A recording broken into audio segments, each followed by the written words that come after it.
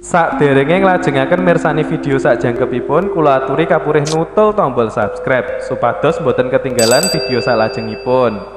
Kagem kemanfaatan video menika, monggo dipun like, komen, lan ugi share. Mugi panjenengan sedaya pinaringan seger waras, bejo donya bejo akhirat, rahayu rahayu rahayu sagung dumadi.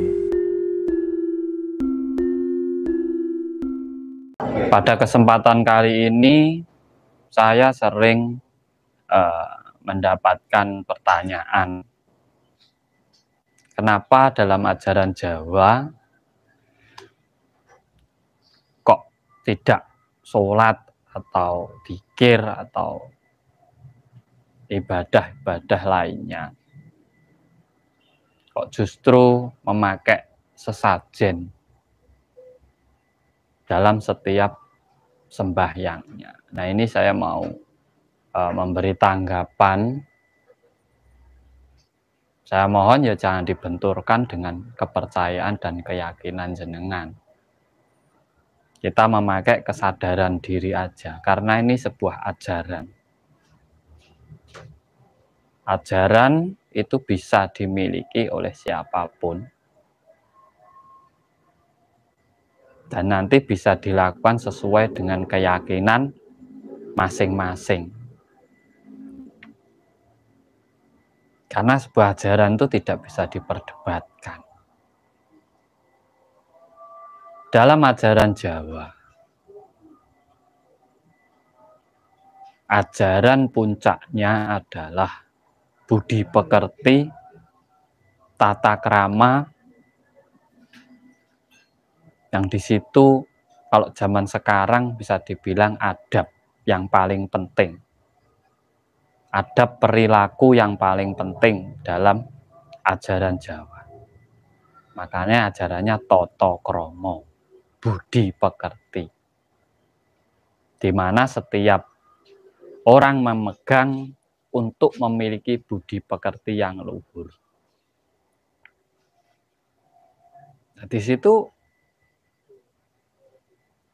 kita bisa mengkaji. Sholat sendiri mengajarkan gimana orang bisa mencegah perbuatan keji dan mungkar. Sholat bisa mencegah perbuatan keji dan mungkar. Di mana di saat jenengan bisa menghandle diri panjenengan sendiri, mencegah hawa nafsu panjenengan sendiri, mencegah niat panjenengan sendiri, tidak untuk melakukan perbuatan keji dan mungkar. Sama sebenarnya. Dalam ajaran Jawa diajarkan budi pekerti tata krama. Sama.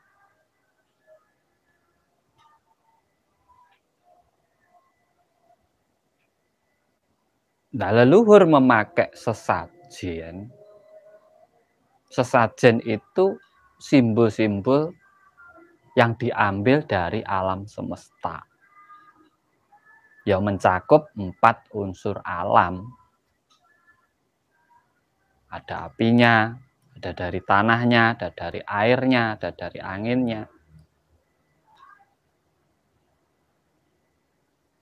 Sebenarnya di situ mengajarkan bahwa kita harus selalu bersyukur kepada alam semesta. Karena apa? Karena alam semesta sudah mencipta kita dan juga menghidupi kita secara nyata.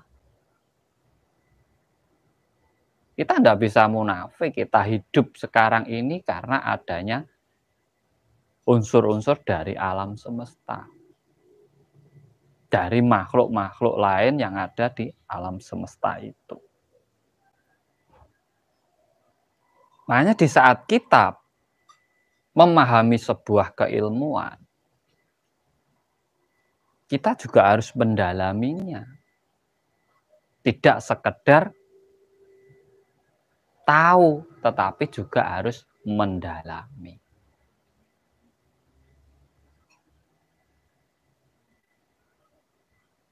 Cara ibadah leluhur kita dulu kenapa semedi? Semedi sendiri adalah semeleh marang Sang Hyang Widi. Kepasrahan. Untuk apa? Untuk menghindari kesombongan diri. Karena manusia itu tergolong makhluk paling sombong. Merasa paling sempurna.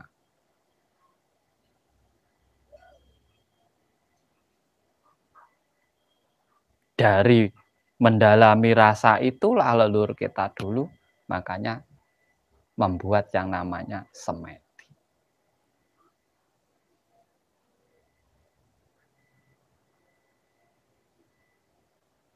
Makanya kita jangan langsung menyalahkan. Banyak yang menyalahkan ajaran-ajaran dari leluhurnya sendiri. Ya tidak hanya orang Jawa. Orang Kalimantan juga punya leluhur sendiri. Sumatera punya sendiri. Berbagai daerah itu memiliki ajaran leluhur sendiri-sendiri. Ya kalau tidak kita, anak cucunya yang melestarikan, siapa lagi?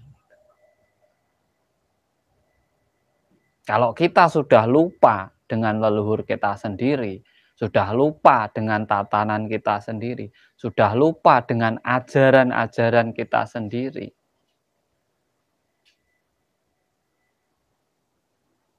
ya maka kita jadinya akan lupa diri. Nah, kesadaran inilah yang harus muncul. Ajaran budi pekerti, tata krama, adab, ini kan puncak dari orang melakukan sholat itu sendiri.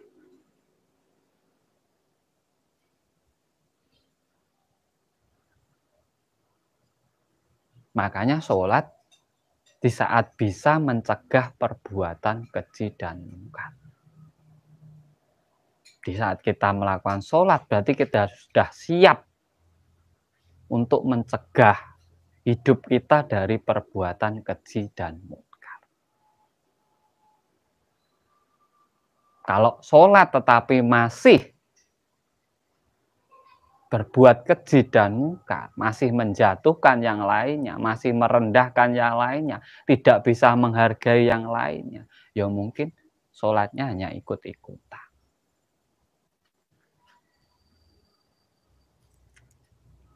Itu yang harus kita pahami. Jadi di saat kita melakukan, kita ya harus paham dengan apa yang kita lakukan.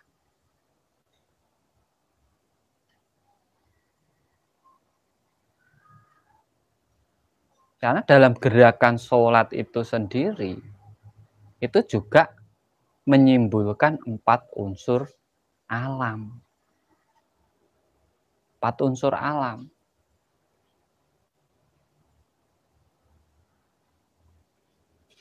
Di saat kita berdiri, di situ ada yang namanya unsur dari angin.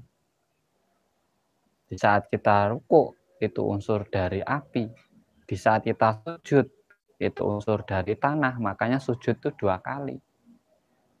Duduk di antara sujud itu adalah unsur air.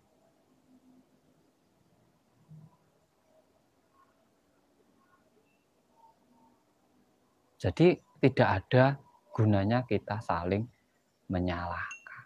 Kalau tidak paham. Kalau tidak paham, jangan menyalahkan. Jangan hanya mengikuti ego-ego kita sendiri karena kita merasa paling benar. Tidak ada yang benar, tidak ada yang salah. Karena benar dan salah itu adalah isi dari alam semesta. Baik buruk isi dari alam semesta.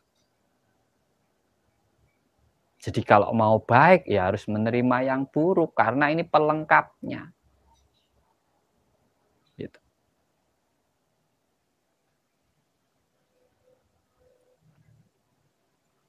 Makanya buat teman-teman semuanya saya bikin ini karena banyak yang mempertanyakan.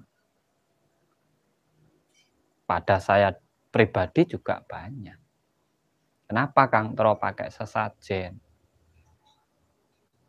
Terus untuk apa sesajen itu? Siapa yang makan sesajen itu? Sesaji itu adalah simbol rasa syukur kita kepada alam semesta. Yang makan sesajinya, ya kalau yang bisa dimakan manusia nanti ya dimakan.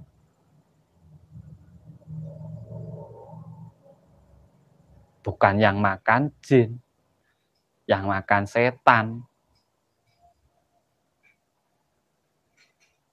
Kalau jin dan setan itu ndak doyan sesajen. Karena kalau sampai jin dan setan itu doyan, mau makan sesajen, nggak ada bunga tumbuh, nggak ada bunga itu baunya wangi. Karena apa? Aromanya sudah dimakan oleh jin dan setan. Kenyataannya ya wangi-wangi aja.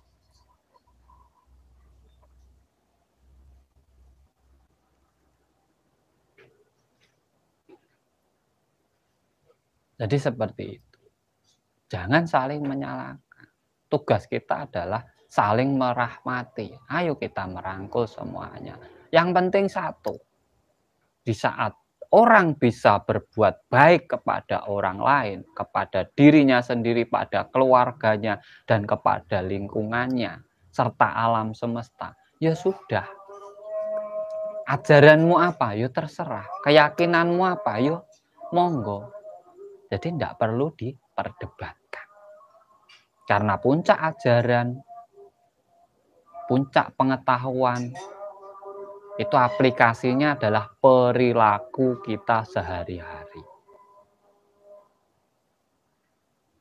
Jadi jangan nyalahin ajaran.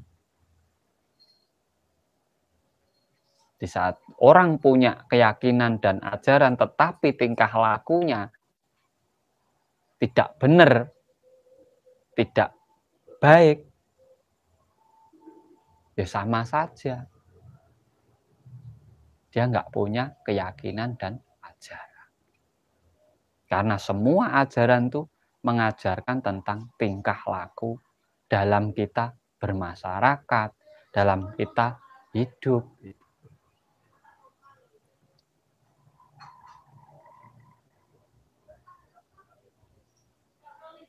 Jadi kalau belajar hidup itu tidak perlu belajar, kita sudah menjalani. Tidak perlu belajar lagi. Bukan coba-coba, ini hidup yang sebenarnya ya yang kita jalani ini. Urip sejati ya yang sudah kita jalani ini. Makanya kalau dalam ajaran Jawa, urip iku urup. Kita dibilang hidup kalau kita bisa berguna untuk yang lainnya, bisa dirasakan oleh yang lainnya. Urip iku urup.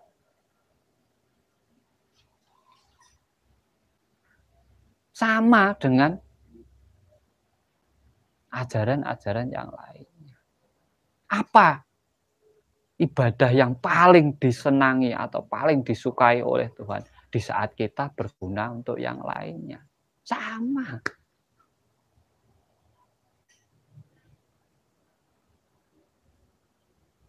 Jadi kita saatnya di dalam hidup ini kita menata diri, kita memperbaiki perilaku kita, menjaga omongan kita, menjaga tingkah laku kita, menjaga pola pikir kita, agar kita apa? Bisa tenang, bisa damai, saling menghargai, saling menghidupi, saling melengkapi antara kekurangan satu dengan kekurangan yang lainnya. Tidak membeda-bedakan. Ya karena Tuhan tidak pernah membedakan makhluknya. Semua dihidupi, semua dirahmati. Tidak memilah-memilih. Mau hewan, mau tumbuhan, mau manusia, semua dihidupi. Kalau kita sebagai makhluknya membedakan, berarti kita melebihi Tuhan kita sendiri.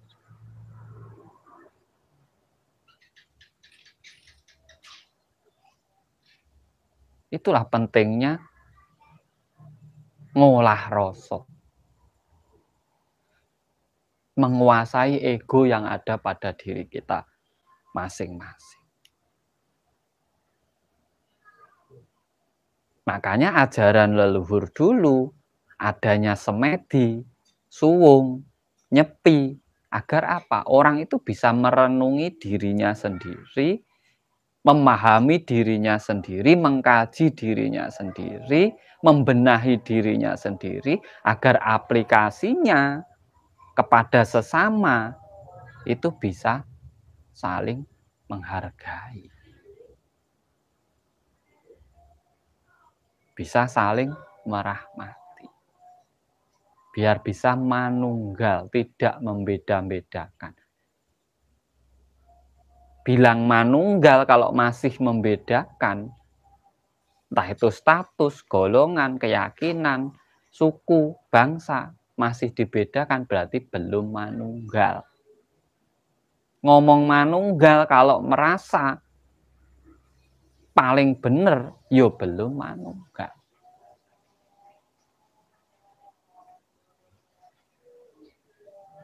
Hidup akan lebih enak apabila kita mau menerima. Menerima dalam arti bukan pasrah, tapi menerima memang inilah kehidupan, harus kita terima.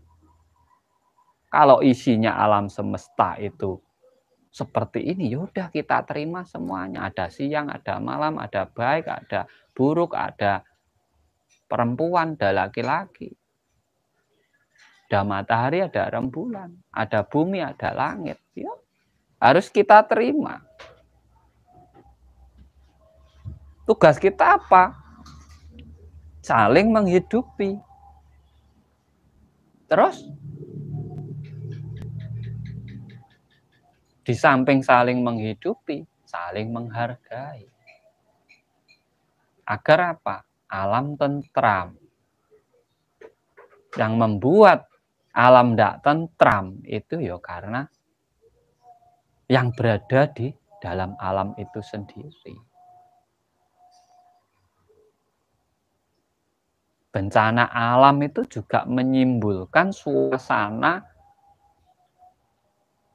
pada wilayah tersebut. Kita sering menyalahkan alam, sering menyalahkan keadaan, tapi kita lupa menyalahkan diri kita sendiri. Kita lupa mengkaji diri kita sendiri. Itu yang sering terjadi. Kita sering menyalahkan orang lain, tapi kita lupa kesalahan kita sendiri. Kita sering menunjuk orang lain, tetapi kita sebenarnya lupa lebih banyak ke diri kita sendiri. Itu kalau mau belajar tentang ilmu kehidupan. Orang-orang yang paham tentang ilmu kehidupan, tidak ada yang dikhawatirkan dari hidupnya. Bahkan tidak ada rasa ketakutan dengan yang namanya kematian. Orang hidup itu pasti mati kok.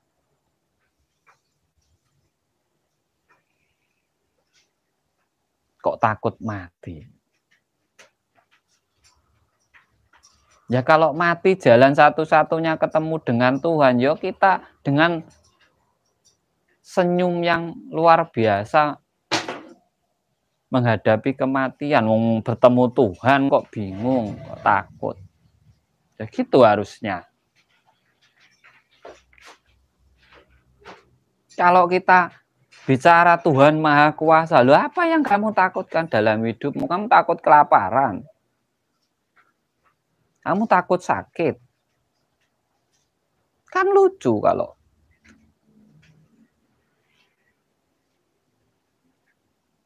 Nah, ilmu kaweruh itu susah. Karena harus apa? Harus benar-benar didalami, harus benar-benar dikaji. Tidak sekedar dibaca, dihafalkan.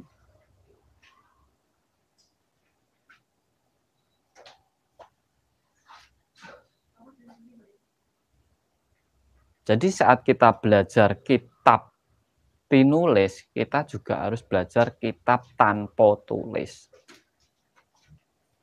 Kitab tinulis itu ya kitab yang ditulis-tulis itu, yang ada tulisannya itu namanya kitab tinulis.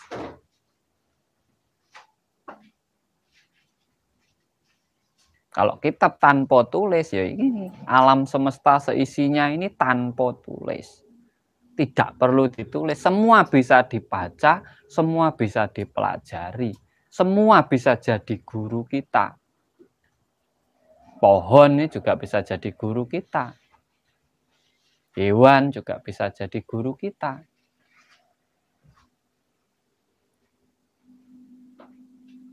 Ini pelajaran hidup tersebut. Spiritual ya seperti itu. Namanya spiritual. Mencakup antara jasmani, rohani. Luar dan dalam. Itu spiritual.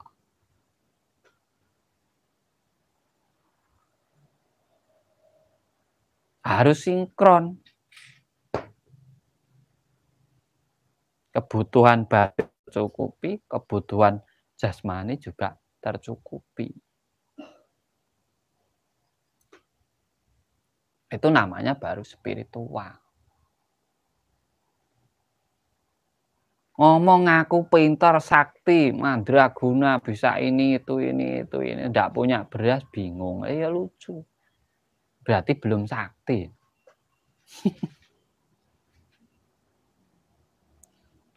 Bisa ngerogoh sukmo sana sini, ya nyatanya pakai HP. Kalau ya lucu.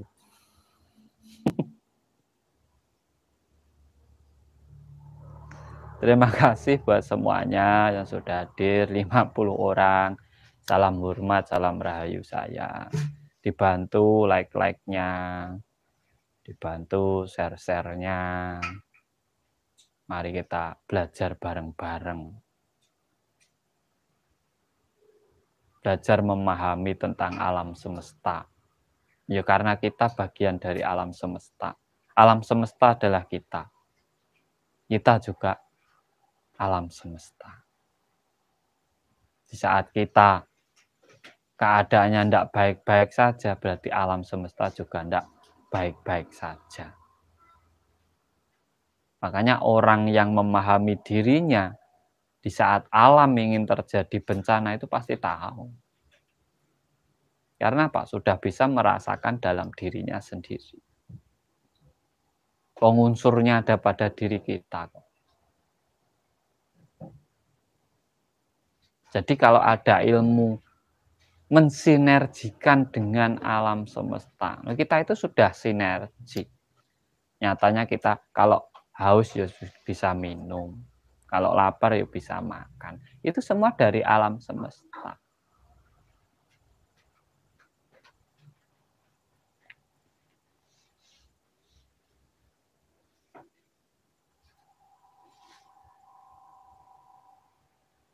Makanya kita pemahaman tentang itu susah karena banyak yang hanya mengikuti ego pada dirinya sehingga menyalahkan ajaran-ajaran leluhurnya kita sendiri.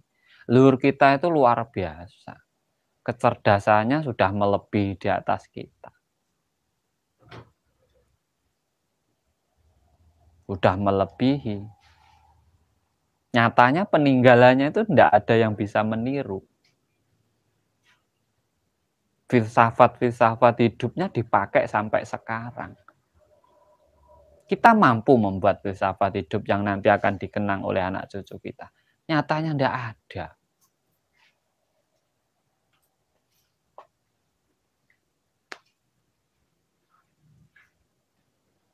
Jadi kita memahaminya di situ.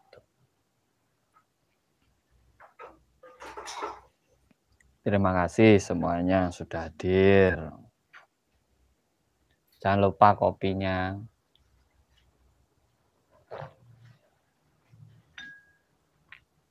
Jadi kalau ada yang ngomong, kenapa leluhur Jawa dulu nggak sholat? Ya karena mereka tahu maknanya sholat. Sehingga yang diutamakan mereka adalah budi pekerti, tata krama, dan akhlak. Sama. Sholat itu mencegah perbuatan keji dan munkar. Sampai itu melakukan sholat kalau sudah mampu mencegah perbuatan itu. Sama timbulnya di akhlak juga. Sampai sholat tapi masih mencela orang lain, ya sampai cuma ikut-ikutan. Gitu.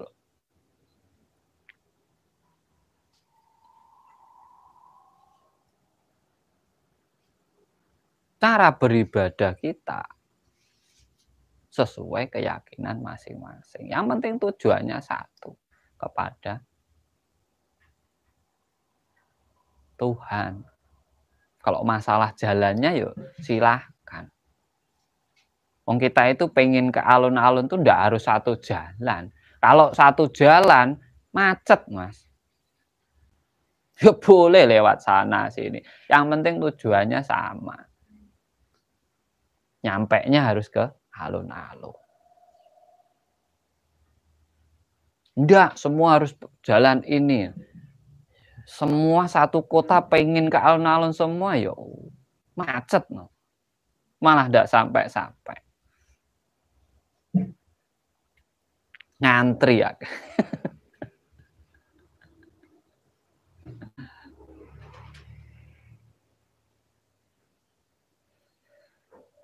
Saya ada di Kediri sekarang. Nanti untuk teman-teman yang mau mengikuti pembelajaran saya offline tanggal 23, 24, 25, monggo datang di Madiun di Paguyuban Surya Nusantara. Di situ saya akan ajarkan meditasi secara real, saya jamin paham. Bisa langsung. Olah pernapasan, ilmu, makrifat, dan hipnoterapi untuk pengobatan. Jadi selama 3 hari sampai di sana. Itu saya ambil 23, 24, 25 karena itu tanggal merah. Saya harapkan orang pada libur. Ilmunya apa aja? Datang. Orang itu kalau tidak datang, tidak bisa merasakan sendiri. Kalau hanya katanya, nanti kurang baik. Lebih baik datang, melaksanakan sendiri, dirasakan sendiri, ada manfaatnya atau tidak. Itu tanggal 23, 24, 25. Kemarin sudah saya umumkan di komunitas. Dan saya tidak berharap banyak orang datang. Mumet.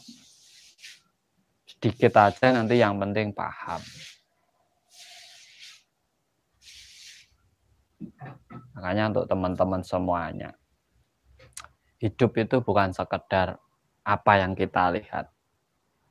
Tetapi kita juga harus mendalami. Setelah kita lihat, kita pikirkan, kita cerna, kita kaji. Dan hidup itu tidak diatur oleh tulisan. Karena tulisan itu yang bikin orang hidup.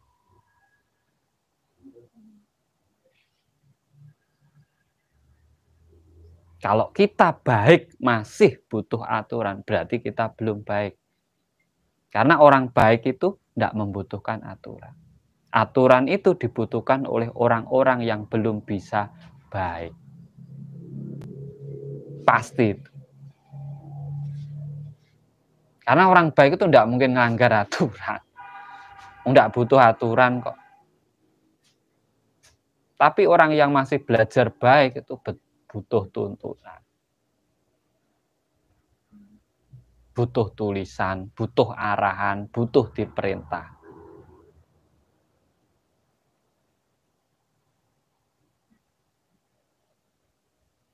Makanya berbuat baiklah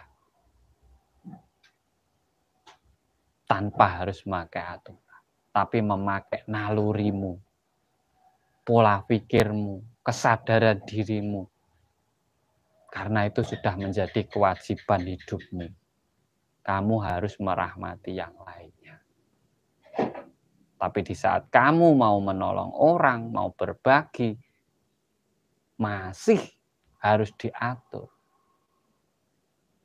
Kamu belum dari kesadaran dirimu. Kamu masih memegang rasa takut pada diri.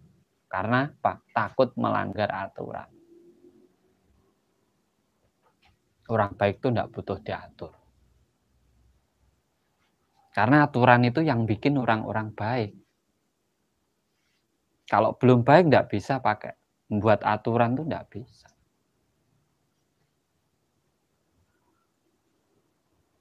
Nah, ini semoga bermanfaat buat panjenengan semuanya. Jadi kenapa orang Jawa dulu tidak pernah sholat? Ya karena orang Jawa sudah melakukan inti sari dari sholat itu sendiri. Yaitu ajarannya budi pekerti, tata krama, perilaku dalam kehidupan. Sama dengan sholat mencegah perbuatan keji dan munkar. Sama. Kenapa pakai sesajen? Ya, karena itu adalah simbol dari alam semesta. Yang tujuannya memberikan rasa syukurnya kepada alam semesta.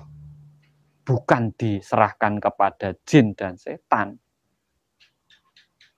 Itu hanyalah simbol rasa syukur. Berdoanya juga kepada semesta alam. Pada Tuhan. Yang makan ya manusia, ya bisa hewan, bukan jin dan setan. Makanya harus dipahami. Jangan langsung nyalahin aja. Budaya-budayanya sendiri, ajaran-ajaran leluhurnya sendiri, tradisi-tradisinya sendiri, disalah-salahkan sendiri. Kita itu seperti orang punya rumah, tapi lupa dengan rumahnya sendiri. Jangan pernah jadi tamu di rumahmu sendiri. Kalau punya rumah itu yang tegas. Kalau tamu nggak ngikuti aturanmu, ya udah suruh pulang aja. Kalau punya rumah ngikuti tamunya, ya udah rumahmu dikuasai oleh tamumu. Bisa-bisa istrimu diajak keluar oleh tamumu. Mati. Itu kesadaran diri namanya. Pelaksananya di Madiun, alamatnya mana, Kang? Itu ada nomor WA saya, nanti bisa sampean chat, nanti saya share log alamatnya. Atau sampean bisa turun terminal Madiun, stasiun Madiun, nanti ada yang jemput di sana. Tawenang.